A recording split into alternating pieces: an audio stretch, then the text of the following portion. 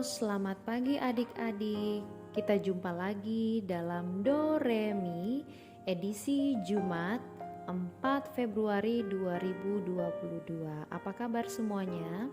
Semoga hari ini kita semua dalam keadaan sehat dan bahagia. Hari ini kita akan membuka dari Injil Markus pada pasal 6 nanti, tentang Yohanes Pembaptis yang menjadi tumbal kebenaran di tengah licik dan kejamnya penguasa dunia. Namun hal itu menjadi persembahannya yang sejati kepada Tuhan. Baik adik-adik, sebelum kita membacanya, kita akan berdoa untuk memohon rahmat dari Tuhan supaya saat kita membaca nanti kita dipenuhi dengan Roh Kudus. Dalam nama Bapa dan Putra dan Roh Kudus. Amin. Allah yang berbelas kasih, sabdamu adalah terang dan pelita hidup kami. Bimbinglah kami dengan Roh Kudusmu untuk membaca dan merenungkan sabdamu. Dengan daya Roh Kudusmu itu, bukalah telinga dan hati kami untuk mendengarkan sabdamu. Terangilah budi dan hati kami untuk memahami sabdamu. Jernihkanlah hasrat jiwa kami untuk meresapkan sabdamu. Doronglah kehendak dan tekad kami untuk mengamalkan sabdamu dalam hidup kami sehari-hari. Demi Kristus Tuhan kami. Amin. Sekarang kita buka Injil Markus pasal 6 ayat 14 sampai 29. Inilah Injil suci menurut Markus. Dimuliakanlah Tuhan.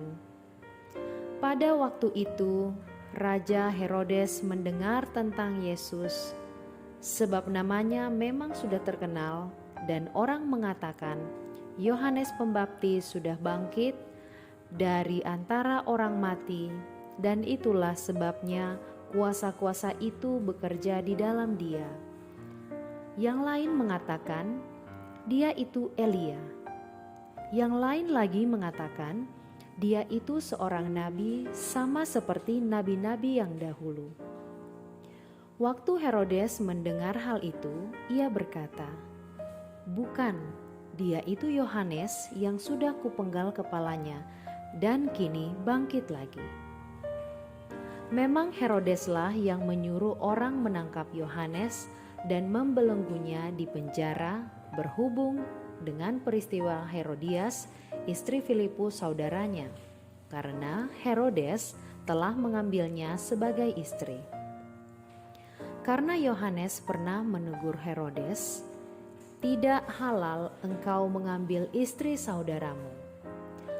Karena kata-kata itu, Herodes menaruh dendam pada Yohanes dan bermaksud membunuh dia, tetapi tidak dapat, sebab Herodes segan akan Yohanes karena ia tahu bahwa Yohanes adalah orang yang benar dan suci.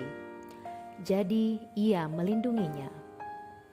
Tetapi setiap kali mendengar Yohanes, hati Herodes selalu terombang-ambing.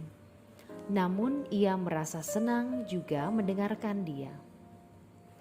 Akhirnya tiba juga kesempatan yang baik bagi Herodias ketika Herodes pada hari ulang tahunnya mengadakan perjamuan untuk para pembesar, para perwira, dan orang-orang terkemuka di Galilea. Pada waktu itu, putri Herodias tampil lalu menari, dan ia menyukakan hati Herodes serta tamu-tamunya. Maka raja berkata kepada gadis itu, mintalah daripadaku apa saja yang kau ingini, maka akan kuberikan kepadamu. Lalu Herodes bersumpah kepadanya, apa saja yang kau minta akan kuberikan kepadamu, sekalipun itu setengah dari kerajaanku. Anak itu pergi dan menanyakan ibunya, apa yang harus kuminta? Jawab ibunya, kepala Yohanes Pembaptis. Maka cepat-cepat ia pergi kepada raja dan meminta, "Aku mau supaya sekarang juga engkau berikan kepadaku kepala Yohanes Pembaptis dalam sebuah talam." Maka sangat sedihlah hati raja. Tetapi karena sumpahnya dan karena segan terhadap tamu-tamunya, ia tidak mau menolaknya. Raja segera menyuruh seorang pengawal dengan perintah supaya mengambil kepala Yohanes. Orang itu pergi dan memenggal kepala Yohanes di penjara. Ia membawa kepala itu dalam sebuah talam dan memberikannya kepada gadis itu. Dan gadis itu memberikannya pula kepada ibunya. Ketika murid-murid Yohanes mendengar hal itu, mereka datang dan mengambil mayatnya, lalu membaringkannya dalam kubur. Demikianlah sabda Tuhan. Terpujilah Kristus. Kita telah mendengar firman bahwa salah satu tindakan kasih kita terhadap seseorang adalah memberikan teguran yang nyata ketika terjadi penyimpangan. Sementara jika kita bersikap diam terhadap kesalahan orang, mungkin adalah langkah yang membuat kita lebih aman dan jauh dari resiko yang buruk. Dan itu kita sebut dengan kasih yang tersembunyi. Berani menegur dan menyatakan kebenaran itu mengandung resiko. Kita bisa kehilangan banyak hal. Apa yang menimpa Yohanes Pembaptis tidak jauh beda dengan apa yang telah dialami para nabi yang hidup sebelumnya.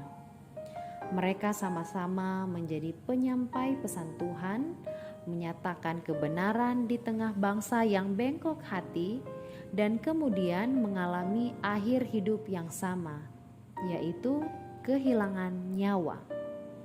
Pernyataan Herodes yang menyatakan kalau Yesus adalah Yohanes Pembaptis yang bangkit kembali seakan memberikan petunjuk nyata tentang harga yang harus dibayar dari pelayanan Yesus dan muridnya di kemudian hari.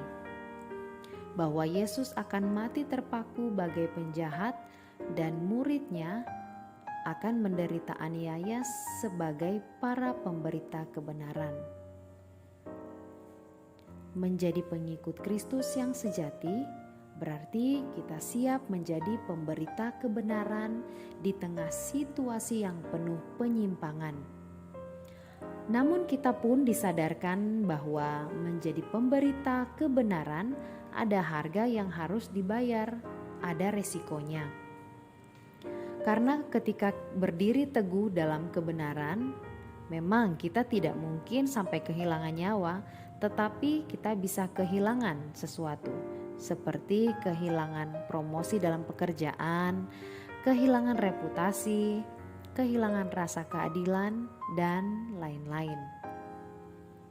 Dan disinilah keputusan kita diuji.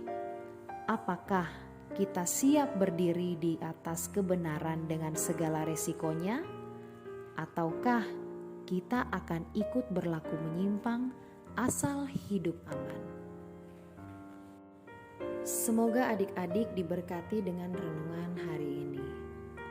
Sekarang kita akan berdoa dengan doa penutup, doa anak misioner.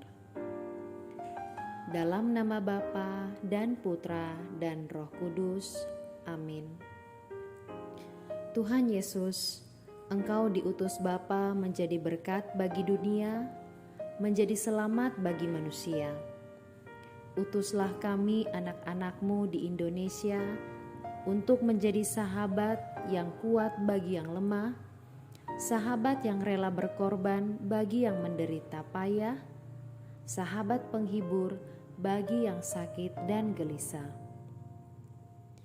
Tuhan Yesus, kami pun ingin menjadi utusan-utusan kecil-Mu, teman setia bagi yang tersingkir terlantarkan, teman bicara bagi yang kesepian terlupakan, sobat yang gembira bagi yang sedih dan susah, sobat penuh penghargaan bagi yang tak dicintai.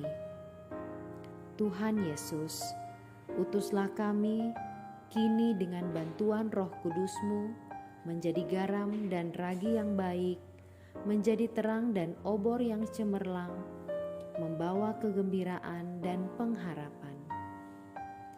Tuhan Yesus, kuduskanlah badanku dan sucikanlah jiwaku. Kupersembahkan diriku padamu hari ini. Berkatilah semua anak dimanapun juga. Berkatilah semua orang yang kami jumpai, siapapun juga. Bapa kami yang ada di dalam surga, dimuliakanlah namamu, datanglah kerajaan-Mu, jadilah kehendak-Mu di atas bumi seperti di dalam surga.